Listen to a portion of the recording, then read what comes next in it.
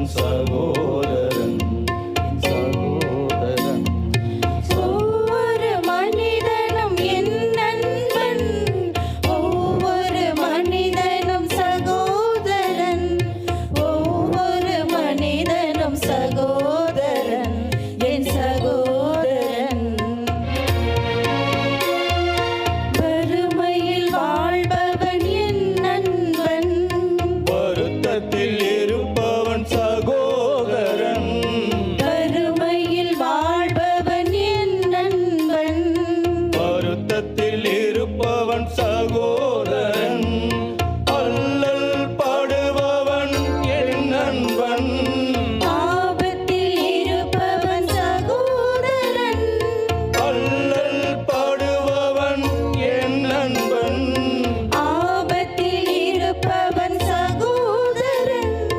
காரணம் அவனும் மனிதன், காரணம் அவனும் மனிதன். ஒவ்வொரு மனிதனும் என் நண்பன், ஒவ்வொரு மனிதனும் சகோதரன், ஒவ்வொரு மனிதனும் சகோதரன், என் சகோதரன்.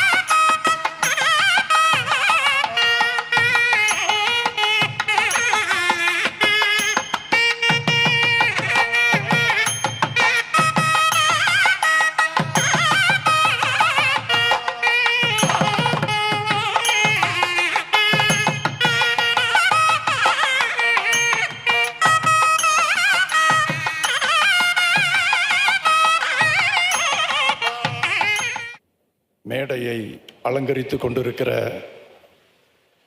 பல்சமய பெரியோர்களுக்கும், அரங்கத்தில் அகமகிழ்வோடு கூடியிருக்கிற அன்பு மக்கள் உங்கள் ஒவ்வொருவருக்கும் எனது பணிவான வாழ்த்துக்களை, அன்பை தெரிவித்துக் கொள்ளுகின்றேன்.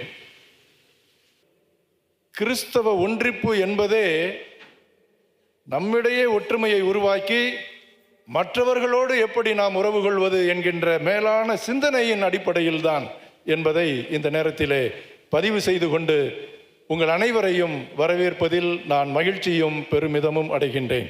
இந்த நிகழ்ச்சியினுடைய பெயரிலேயே இருக்கிறது கிறிஸ்தவ ஒன்றிப்பு, பல்சமய நல்லுறவு. கிறிஸ்தவ ஒன்றிப்பு என்பது வெவ்வேறு திருச்சபைகளாக இயங்கி வந்தாலும் ஒரே கிறிஸ்துவின் மீதான நம்பிக்கையில் ஒன்றுபடுகிறோம். நாம் அனைவரும் ஒன்றாக இருக்கிறோம் என்பதை இந்த ஊருக்கும் உலகுக்கும் காட்டுகின்ற ஒரு அடையாளமாக இந்த நிகழ்ச்சிகள் போய்கின்றிருக்கின்றன. அந்த பயணத்தின் ஒரு பகுதியாகவே இந்த நாள், இந்த நிகழ்வு நடந்து கொண்டிருக்கிறது. இந்த நிகழ்ச்சியை சிறப்பிப்பதற்கும், அர்த்தம் சேர்ப்பதற்கும், உறவை வளர்ப்பதற்கும் கரம் நீட்டி அன்போடு வந்திருக்கிற உங்கள் ஒவ்வொருவரையும் மீண்டும் ஒரு முறை வருக வருக என்று வரவேற்று இடம் அமைகின்றேன். நன்றி, வணக்கம்.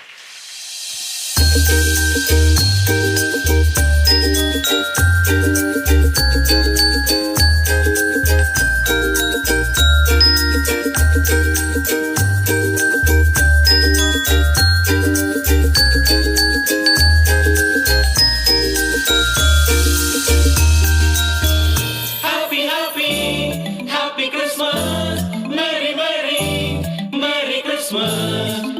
happy, happy Christmas, Merry, Merry.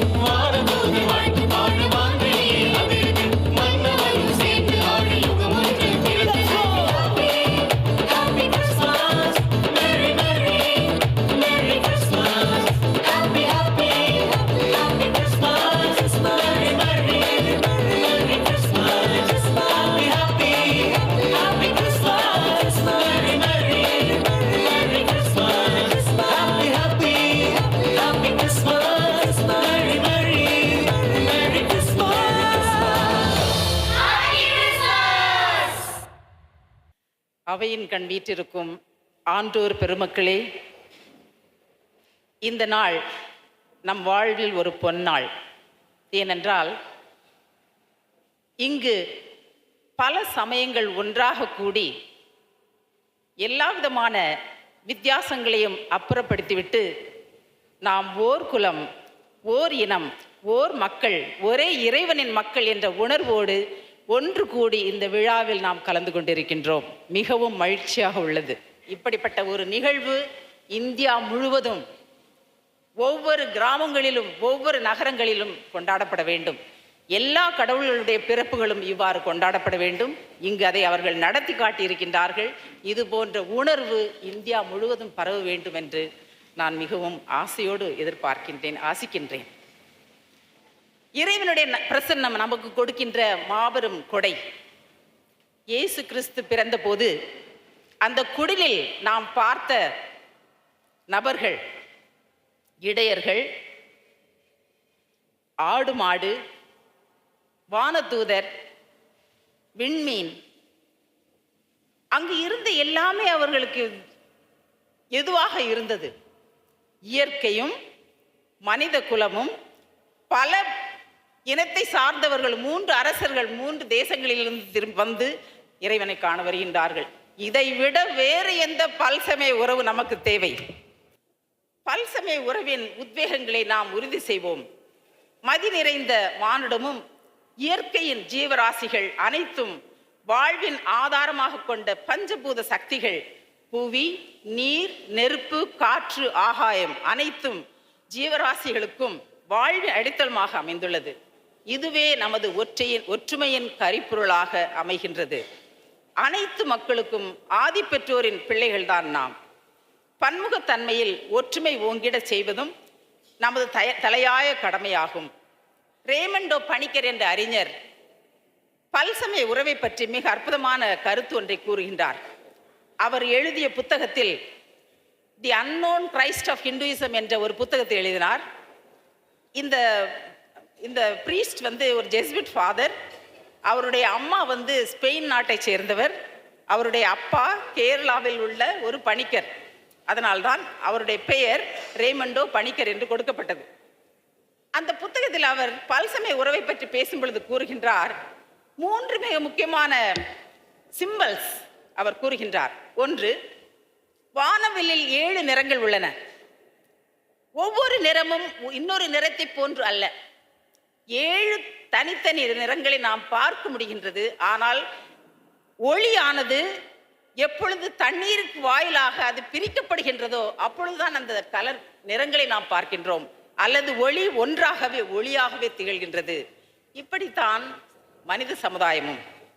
மக்கள் மத்தியில் பல நிறங்கள் இருக்கலாம், பல சமயங்கள் இருக்கலாம், ஆனால் அவை அனைத்தும் ஒரே ஒளியிலிருந்து உருவாகின்றன என்று அவர் கூறுகின்றார். இரண்டாவது அவர் சொல்கின்றார், மலைகளிலிருந்து பல வகையான சிறிய சிறிய சிற்றோடைகள், நீரூற்றுக்கள் வழிகின்றன. அந்த நீரோடைகள் அனைத்தும் வழிந்து வந்து இறுதியாக ஒரே ஆறாக அமைந்து கடைசியாக அவை கடலில் சென்று கலக்கின்றன. அப்படியானால் தனியாக பிறக்கக்கூடிய ஒவ்வொரு நதியும் தனி நதிகள் அல்ல. அவைகளின் பிறப்பிடம் எல்லாம் ஒன்றே. அவைகள் தோற்றத்தில் பிரிவினையாக தென்பட்டாலும் இறுதியாக அவைகள் ஒன்றாக இணைவது ஒரே குழுமமாக. அப்படிப்பட்டதுதான் மனித குலமும் என்று அவர் கூறுகின்றார். மூன்றாவது ஒரு கருத்தை சொல்கின்றார். ஒரு மலையின் மேல் ஒரு விளக்கை நாம் ஏற்றினோம் என்றால் பல மக்கள் அந்த மலையின் சுற்றிலிருந்து எந்த திசையிலிருந்தும் அந்த மலையை நோக்கி அவர்கள் ஏறி வரலாம். உதாரணமாக இமயமலை எடுத்துக்கொண்டோம் என்றால் நேபாளத்திலிருந்து வரலாம், பங்களாதேஷிலிருந்து வரலாம், பாகிஸ்தானிலிருந்து செல்லலாம், இந்தியாவிலிருந்து செல்லலாம். ஒவ்வொருவருக்கும் ஒரு பாதை உண்டு. ஆனால் அனைவரும் தேடுகின்ற அந்த இறுதி ஒளி ஒரே ஒளிதான். அப்படிப்பட்ட ஒளியாக இருப்பவர் தான் இறைவன். நாம் அனைவரும் ஒரே பெற்றோரின் மக்கள், ஒரே இறைவனின் பிள்ளைகள், நாம் அனைவரும் ஓர் குலத்தை சார்ந்தவர்கள் என்று அறைகூவல் விடுத்து இந்த விழாவிற்கு பெருமை சேர்த்த அனைவருக்கும் என்னுடைய மனமார்ந்த கிறிஸ்துமஸ் வாழ்த்துக்களையும் புத்தாண்டு வாழ்த்துக்களையும் கூறி முடிக்கிறேன். நன்றி, வணக்கம்.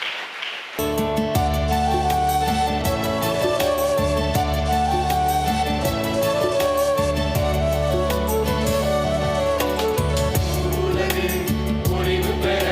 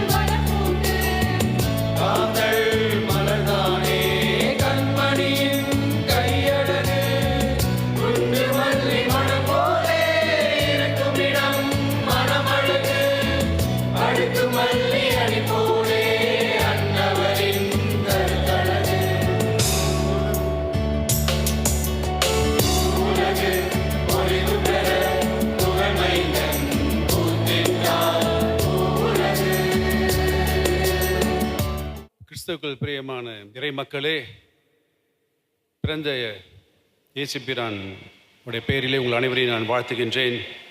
இந்த இடத்துல கூடியிருக்கின்ற திருச்சபையின் பேராயர்கள் மற்றும் ஆயர் பெருமக்கள், பல் சமயத்தை சேர்ந்த தலைவர்கள் மற்றும் கூடியிருக்கின்ற சகோதர சகோதரிகள், உங்கள் அனைவரையும் நான் வாழ்த்துகின்றேன். உங்கள் அனைவரையும் தமிழ் சுவிசேஷ லுத்தரன் திருச்சபையின் சார்பாக, எங்களுடைய ஆலோசனை சங்கத்தின் சார்பாகவும் உங்களை நான் வரவேற்கின்றேன். எனக்கு பிரியமானவர்களே, யோவான் இந்த சுவிசேஷத்திலே நாம் இப்படியாக வாசிக்கின்றோம். அங்கு வார்த்தை இருந்தது, அது அந்த வார்த்தை தேவனாக இருந்தது, அதில் ஜீவன் இருந்தது, அந்த ஜீவன் மனுஷருக்கு ஒளியாய் இருந்தது. ஏசாயா தீர்க்கன் இப்படியாக 700 ஆண்டுகளுக்கு முன்பதாக இப்படியாக சொன்னான். இருளில் இருக்கின்ற ஜனங்கள் வெளிச்சத்தை கண்டார்கள். இருளில் இருக்கின்ற ஜனங்கள் வெளிச்சத்தை கண்டார்கள். எங்கெல்லாம் கிறிஸ்து பிறந்த நற்செய்தி வந்ததோ அங்கெல்லாம் வெளிச்சம் புறப்பட்டது. மக்கள் வெளிச்சத்தை கண்டார்கள், அனுபவித்தார்கள், பார்த்தார்கள். அந்த நல்ல செய்தியை நாமும் பரப்புவோம், நாமும் சொல்லுவோம். அக்கம் பக்கம் இருக்கின்ற அத்தனை பேரும் வெளிச்சத்தை காணட்டும். ஏழை எளிய மக்கள் வெளிச்சத்தை காணட்டும், வாழ்வை பெறட்டும், புதிய நம்பிக்கையை பெற்றுக்கொள்ளட்டும். அதற்காக தான் அவர் இந்த உலகத்தில் வந்தார். நம்முடைய பாவங்களுக்காக மரித்தார், உயிரோடு கூட எழுந்தார். பிறந்த இயேசு பிரானுடைய ஆசீர்வாதம் என்றும் நம்மோடு கூட இருப்பதாக. ஷலோம்.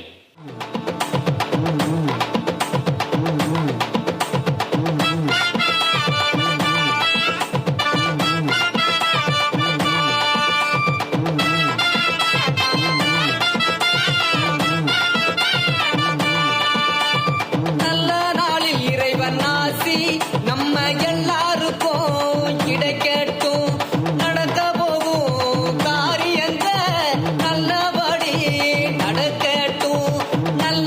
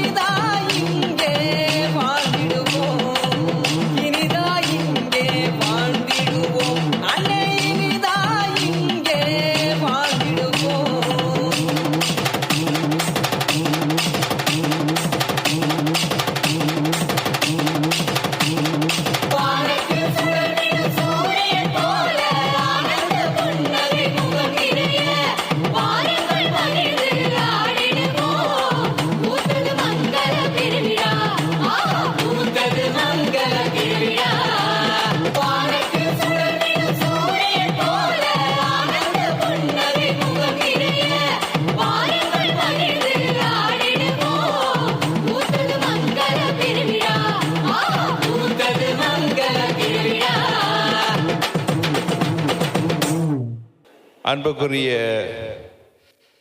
பேராயர் அவர்களே, ஆயர்களே, அருள் பணியாளர்களே, அருள் சகோதரிகளே, அன்பு சகோதர சகோதரிகளே, இந்த கிறிஸ்தவ ஒன்றிப்பு பல்சமய உறவு கொண்டாட்டமாக கிறிஸ்து பிறப்பு பெருவிழா கொண்டாட்டத்தை நாம் இன்று கொண்டாடுகின்றோம். இவ்வேளையிலே உங்கள் அனைவருக்கும் என்னுடைய அன்பான மாலை வணக்கத்தையும் வாழ்த்துக்களையும் தெரிவித்துக் கொள்கிறேன். எல்லாரையும் ஓர் உயிராக பார்க்க வேண்டும் என்று அதே போலதான் இயேசுவும் சொல்லியிருக்கிறார். மத்தேயு நற்செய்தி 25ஆம் அதிகாரத்திலே நாம் வாசிக்கின்றோம். அங்கே உலகத்தின் தீர்ப்பு நாள், உலகம் முடிந்து விட்டது, நல்லவர்கள் கடவுளுக்கு வலப்புறத்திலும் தீயவர்கள் கடவுளுக்கு இடப்புறத்திலும் நிற்க வைக்கப்படுகிறார்கள். இறந்தோர் எல்லாரும் உயிர் பெற்று வந்து விட்டார்கள். அவர் நல்லவர்களை பார்த்து சொல்லுகிறார், நான் பசியாயிருந்தேன், எனக்கு நீங்கள் உண்ண கொடுத்தீர்கள். தாகமாய் இருந்தேன், எனக்கு நீங்கள் குடிக்க கொடுத்தீர்கள். நான் அந்நியனாய் இருந்தேன், என்னை வரவேற்றீர்கள். நான் ஆடையின்றி இருந்தேன், என்னை உடுத்தினீர்கள். நான் நோயுற்று இருந்தேன், என்னை பார்க்க வந்தீர்கள். நான் சிறையில் இருந்தேன், என்னை சந்திக்க வந்தீர்கள். ஆகவே உங்களுக்காக தயாரிக்கப்பட்டுள்ள விண்ணகத்திற்குள் செல்லுங்கள் என்று அனுப்பி வைப்பார். அப்போ கேட்பாங்க, நாங்க எப்போ உங்களுக்கு செஞ்சோம், இதெல்லாம் செய்யவே இல்லையே அப்படின்ட்டு. அப்ப இயேசு சொல்லுவார், சின்னம் சிறிய என் சகோதரன் ஒருவனுக்கு இவற்றையெல்லாம் நீங்கள் செய்த போது எனக்கே செய்தீர்கள். ஆக ஒரு சகோதரனுக்கு இயேசு சொல்லுகிறார், ஒரு கிண்ணம் தண்ணீர் கொடுத்தால் கூட அதற்கான கைமாறு உங்களுக்கு கிடைக்காமல் போகாது என்று சொல்லுகிறார். என் விண்ணக தந்தை அதை கொடுப்பார் என்று சொல்லுகின்றார். எனவே அன்புக்குரியவர்களே, இந்த கிறிஸ்து பிறப்பு பெருவிழா என்பது நாம் நம் சகோதர சகோதரிகள் எல்லாரையும் ஒரே கடவுளின் பிள்ளைகளாக, ஒரே கடவுளின் மக்களாக, ஓர் உயிராக, எந்த பாகுபாடும் எந்த வேறுபாடும் இன்றி கருதி பழகி உறவாடி சமூகத்தை மனித சமூகமாக, மாண்புமிகு சமூகமாக, இன்னும் மத நல்லிணக்கம் மிகுந்த சமூகமாக எப்போதும் மாற்றிக்கொண்டே இருக்க வேண்டும். எனவே நம்முடைய பணி என்றால் என்ன? அது மத நல்லிணக்கம் எங்கும் இருக்க வேண்டும். சமயத்தின் பெயரால் சண்டைகளோ பூசல்களோ இருக்கக்கூடாது. இதையே என் வாழ்த்து செய்தியாகவும் என் ஆசி செய்தியாகவும் சொல்லி உங்கள் எல்லாருக்கும் ஆசி வழங்குகிறோம். என் பெயராலும் பேராயர் பெயராலும் ஆசி வாழ்த்துக்கள் வாழ்த்தி வாய்ப்புக்கு நன்றி கூறி அமைகிறேன். நன்றி. நல்ல செய்தி ஒன்று சொல்லுறேன், மகிழ்ச்சியோடு